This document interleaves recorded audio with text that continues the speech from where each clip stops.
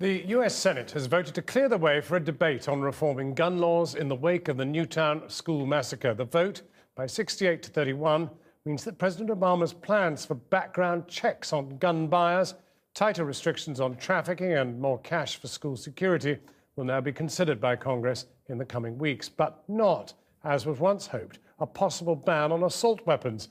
The proposals have already been watered down, and yet they still face tough hurdles. Our Foreign Affairs correspondent Jonathan Miller has this report. Amid the cherry tree blossoms on Capitol Hill, fresh hope for America's gun control lobby today, as the Senate voted to begin debate on the emotionally charged and politically complex issue of curbing gun violence. The lobbying continued right up to the last minute. We are standing here because her sister and my mom can't be, and their voices need to be heard, and they're going to carry through us.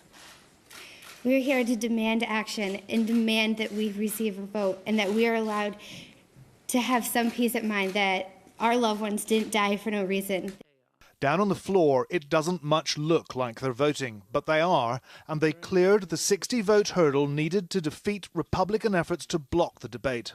I'm grateful to all Republicans who joined with us to allow this debate to go forward. Now, the hard work starts now. The bill will now be debated for weeks.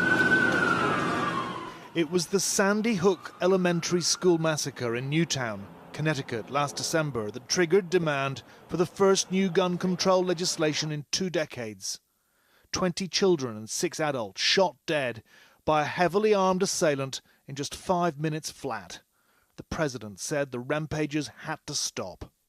As a country, we have been through this too many times. What Barack Obama wanted was a ban on assault rifles and high-capacity magazines. What he's actually got is a debate on a watered-down bill which aims to expand background checks on gun buyers to prevent guns getting into the hands of criminals and the mentally ill. But it's not for want of trying. The president flew the Newtown moms and dads down to D.C. aboard Air Force One. This is not about me. This is not about politics. This is about doing the right thing for all the families who are here that have been torn apart by gun violence.